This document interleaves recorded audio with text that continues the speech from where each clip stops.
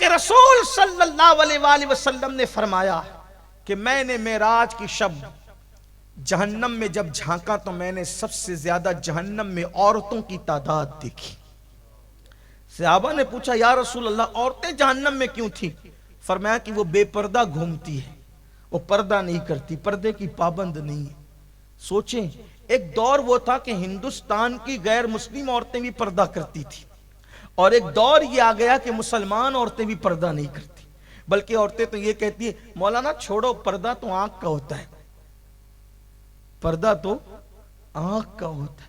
اللہ اکبر. ایک روایت مجھے یاد آئی سیدہ فاطمۃ الزہرا کے گھر میں، ذرا توجہ کرنا میری بہنیں خاص طور پہ، اور آپ سے بھی کہتا ہوں اپنے گھر میں پردے کا نظام قائم کرو. باپ کی ذمہ داری ہے، بھائی کی ذمہ داری. دیکھو اپنا صرف نیک بن جانا ہمیں نجات نہیں دلا سکتا جب تک گھر میں ہم اسلامی ماحول قائم نہ کریں، بلکہ میرے آقا کا فرمان یہ ہے جس گھر کی عورتیں بے پردہ رہتی ہو اور اس گھر کے مرد مثلاً بھائی باپ شوہر ان عورتوں کو بے پردگی سے منع نہیں کرتے، وہ مرد دیوس ہے، دیوس. اللہ نہ ان کی نمازیں قبول کرتا ہے نہ ان کی دعائیں قبول کرتا ہے. یعنی جس گھر کی عورتیں بے پردہ گھومے گی اس گھر کے مرد اگر ان کو منع نہ کریں، اللہ نہ ان کی نمازیں قبول کرے نہ ان کی دعائیں قبول کرے. آج سب کو شکایت ہے ہماری دعا قبول نہیں ہوتی. تیری بیٹی بے پردہ تو نہیں گھومتی، تیری بہن بے پردہ تو نہیں گھومتی، تیری بیوی بے پردہ تو نہیں گھومتی. کیا ہو گیا؟ دین سے دور ہو گئے، آخرت کی فکر بھول گئے، اللہ کے عذاب کو بھول گئے، اللہ کے عذاب کو کہانی قصہ سمجھنے لگے، واعظ و نصیحت کی محفل میں ہنسنے ہسانے کی بات کرنے لگے. نہیں، مرنا ہے، آخر موت ہے، اللہ کو منہ دکھانا ہے. مسلمانوں تو اسلام پر چلو، اللہ رسول کی بات مانو، اپنی مرضی کے مطابق مت چلو. ایک مرتبہ سیدہ فاطمۃ الزہرا کے گھر اللہ کے رسول تشریف لائے، ساتھ میں نابینا صحابی تھے.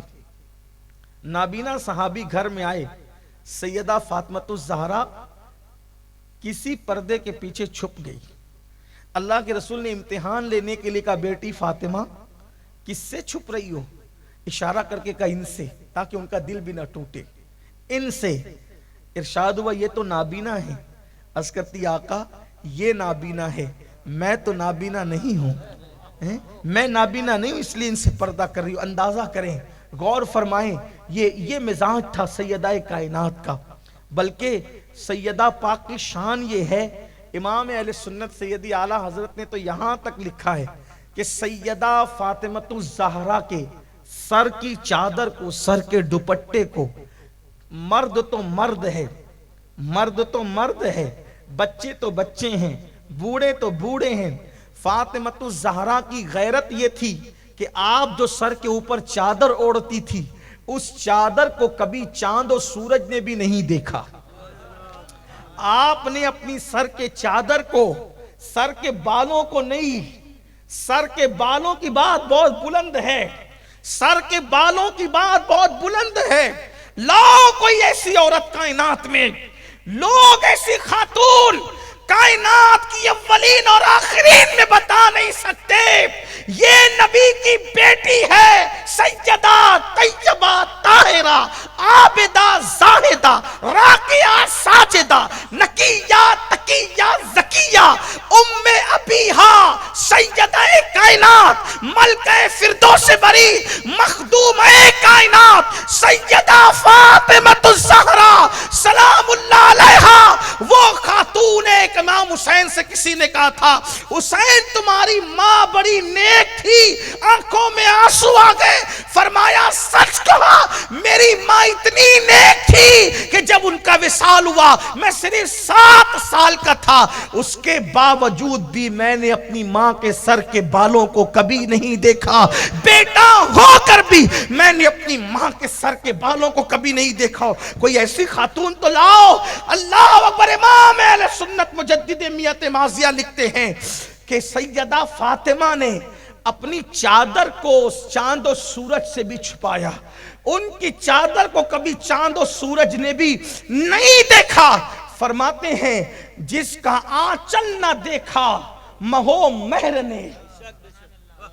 आंचल कहते चादर को, दुपट्टे, जिसका आंचल न देखा महो महर ने, उस रिदाए नजाहत पे लाखों सलाम, उस रिदाए नजाहत पे लाखों ये है औरत का किरदार। और आज गाने हो रहे हैं औरतों के दरमियान। अल्लाह के रसूल सल्लल्लाहु अलैहि वसल्लम का फरमान सुनो। आज औरतें शादियों में नाचती है और मर्दों से कहती हैं हम तो अपने अरमान निकाल रहे हैं, बेटे की शादी में, भाई की शादी में, देवर की शादी में ना नाचे तो फिर क्या करें। इन्हें नाचना तो बहुत बड़ी बात है। अल्लाह के रसूल अलैहिस्सलाम फरमाते हैं जो औरतें इतरा इतरा कर चलती है, यानी चलती है, दौड़ती नहीं, इतरा के चलती है, इतरा कर चलना।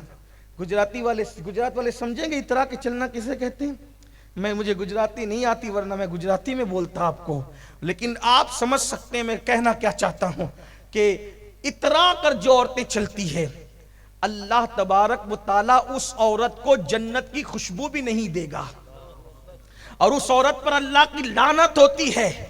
और जमीन उसको पुकार पुकार कर कहती है इतरा कर चलने वाली औरत, जब तुम मेरे अंदर दाखिल होगी तो तुझे ऐसा दबाऊंगी कि तेरी पिसलियां एक दूसरे से मिल जाएगी। ये दुनिया ही सब कुछ नहीं है, ये दुनिया ही सब, एक दिन कब्र है, कब्र में जाने से इनकार किसको है। ये दुनिया ही सब कुछ नहीं है, एक दिन कब्र है।